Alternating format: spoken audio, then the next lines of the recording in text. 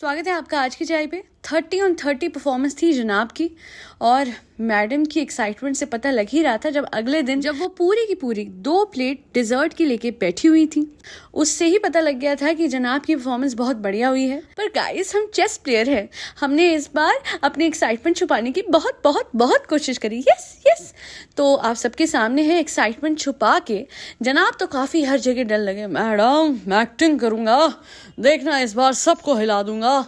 30 में से 30 परफॉर्मेंस दी है मैंने किरण।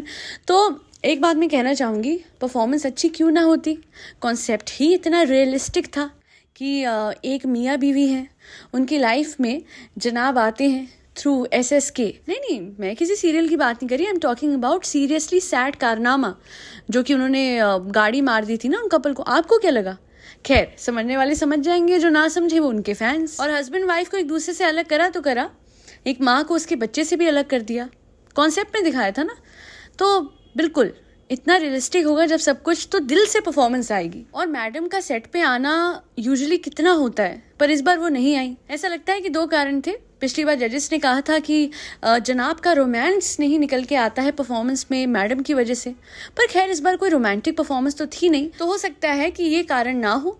पर दूसरा कारण जो मुझे लगता है ये था कि मैडम बैठ कैसे पाती इस परफॉर्मेंस के दौरान, जहां एक पति पत्नी को जनाब एक दूसरे से अलग कर रहे हैं, फिर वहां पे कुछ ज्यादा ही इमोशनल हो जाती मैडम। वो क्या है ना, थोड़ा सा रियलिटी चेक मिल जाता।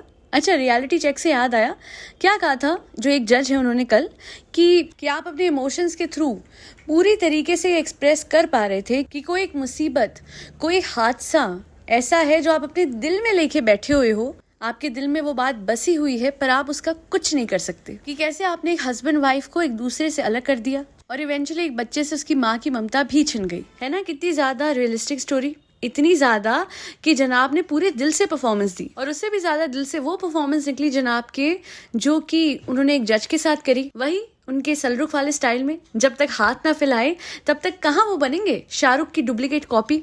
राजा बेटा की मम्मी नहीं आई थी तो राजा बेटा की केमिस्ट्री अलग ही थी। आज हमारे जनाब पे तो वैसे अब शो वाले भी टेक लेने लग गए हैं, हर बार मम्मी पापा का बेटा है, राजा बेटा है, पर बेचारे शो वालों को भी नहीं पता कि मम्मी पापा से ज्यादा अपनी बेगम का बेटा ही राजा बेटा, मैन चाइल्ड। इस बार 30 on 30 वाली परफॉर्मेंस थी, तो हो सकता है कि जल्दी से वो व्लॉग आ जाए। हे गाइस, आज मैं दिखाऊंगा परफॉर्मेंस अपने पूरे परिवार को, क्योंकि 30 में से 30 कभी कभी ही मिलते हैं गाइस। मैडम, पापा कहाँ है? अरे पापा आ गए, और सब ठीक? कौन सा राजा बेटा अपने पापा से ऐसे बात करता होगा?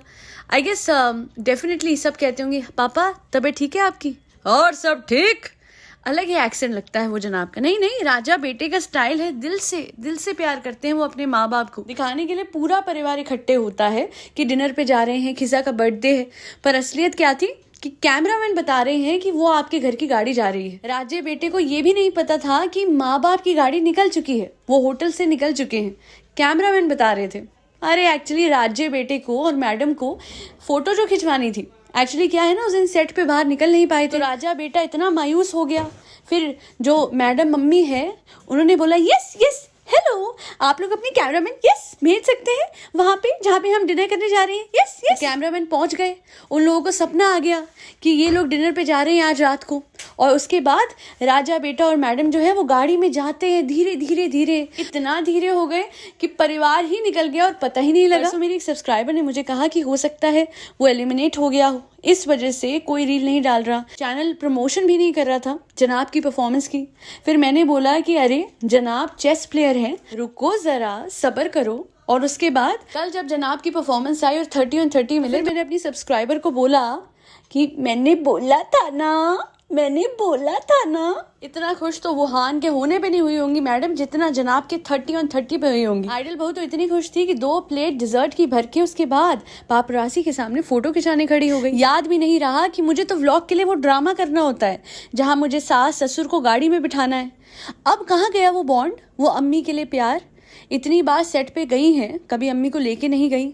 उसके अलावा जब अम्मी वुहान से मिलती हैं, वुहान सलाम आंटी जी, किसी और का पोता नहीं है, आपका ही पोता है, सलाम करने के बाद गोदी में ले लीजिए।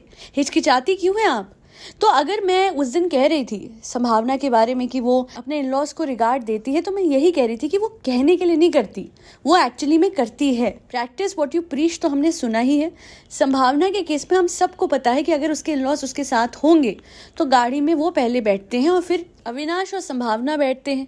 ऐसा कभी हुआ ही नहीं है कि वो कहीं से निकल रहे और उनको ये ना पता हो कि वो लोग जा चुके हैं। उस दिन एक कमेंट भी आया था कि बहुत ज्ञान देते हैं मैडम और जनाब अम्मी पापा की सेवा को लेके। वो जैसे सलमान खान बिग बॉस के एंड में कहते थे ना, कि अभी भी शायद कहते हैं कि डोंट ट्रबल योर मदर, वैसे ही बना रखा है कि अपने छोड़ों को प्यार दीजिए, बड़ों की इज्जत कीजिए, बड़ों को ये। तो अगर बड़ों की इज्जत कीजिए तो भाई साहब आप भी तो कीजिए ना अपने बड़ों की इज्जत। जब आप निकलिए तो कम से कम ये तो ध्यान रखिए कि आपके माता पिता कहाँ हैं, बैठ गए हैं, कहाँ जा रहे हैं, उनको सहारा दीजिए। अरे कहाँ गया राजा बेटा? ये राजा बेटा जो है, जो कि क्या कह रहे थे वो अभी शो में क्या बोला था कि चावल के दानों पे अम्मी पापा का नाम लिखता है राजा बेटा।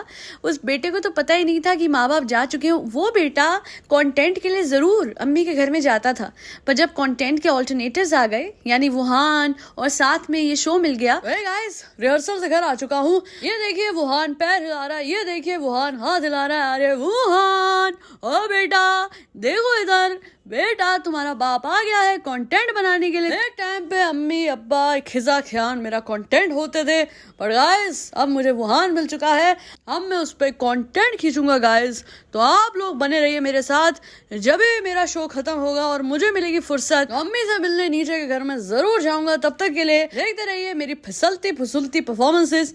लास्ट टाइम ऐसे जनाब ने जो कहा था कि गाइस बहुत फिसल रहा हूँ, बहुत लगी हुई है, भीख मांगता हूँ वोट की, दे दीजिएगा क्योंकि मेरे चोट लगी हुई है, देखिए मेरा हाथ, देखिए मेरी हालत, मुझे कट्स लगे। वहां पे मैडम कहती है आइस की ना, यस गाइस आइस जो होती है ना पता भी नहीं लगता ऐसे कट्स लग जाते हैं।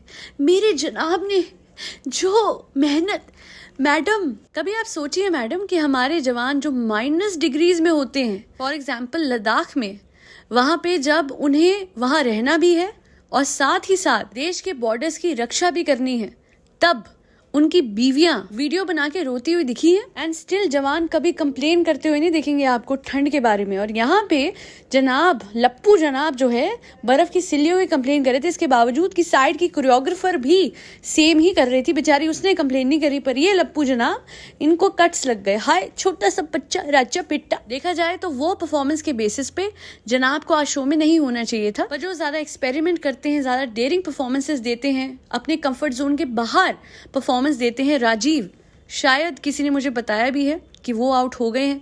अगर ऐसा हुआ है तो बहुत ही अनफेयर हुआ है। और जनाब ने जो इस बार की परफॉर्मेंस दी है 30 on 30 जरूर थी, पर मैं झूठ नहीं बोलूंगी, दिल से बात कह रही हूँ जोक सपाट, कि मुझे ये एक रिकैप लग रहा था, ये मुझे एक फ्लैशबैक लग रहा था उन सब बातों का जो कि समझने वाले समझ जाएंगे और जो ना समझे वो बिल्कुल समझ गए ना आप लोग। आज के लिए इतना ही। वोट देना हो तो अभी भी मैं कह रही हूँ उनको दीजिएगा जो बिना रोए परफॉर्मेंसेस की तैयारी करते हैं, जो सिंपैथी गेन नहीं करते तब जब उन्हें चोट लगती है, और कम मार्क्स मिलने पर जेन्युइन रहते हैं। राजीव ने क्या बोला था उस दिन कि आप लोग कहते हो कि मैं विनर बन जाऊं, मैं तो कहता हूँ मुझे सर्वाइव करने के लिए वोट दे दीजिएगा। जब उसे कम वोट्स मिले थे, even though he was giving extra ordinary performances और पूरे शो को एंटरटेन करके रखा हुआ था, फिर भी राजीव ने बोला कि अरे भाई आप क्यों बार बार लिखते हो विनर विनर विनर, मुझे प्लीज सिर्फ शो में रखने के लिए ही वोट, कि शो में मैं बने रहूं उसके लिए ही वोट दे दीजिए। That's why Rajiv is a genuine contestant for me more than जनाब। और ये जो बेवकूफों वाली वोट अपील होती है ना कि जैसे ही शो शुरू हो जाए लग जाओ, अगर जनाब के अलावा कोई और भी अगर ऐसे करता है, मैं कह रही हूँ गलत है, बिकॉज एटलीस्ट परफॉर्मेंस तो देख लो आप। जनता ऐसे कैसे बिना परफॉर्मेंस देखे ही वोट कर दे। खैर आज के लिए इतना ही। मुझे तो राजा बेटे की परफॉर्मेंस बहुत पसंद आई, बिकॉज राजा बेटे ने इतना सच दिखाया, इतनी अनकैनी रिजेम्बलेंस दिखाई to a very realistic story, जो बड़ी सुनी सुनाई लगती है, तो बड़ी अच्छी लगी परफॉर्मेंस। और अगर वोट करना हो राजा बेटे की परफॉर्मेंस देख के तो ज़रूर विवेक को या फिर तनीषा को या फिर किसी और को भी वोट कर दीजिएगा।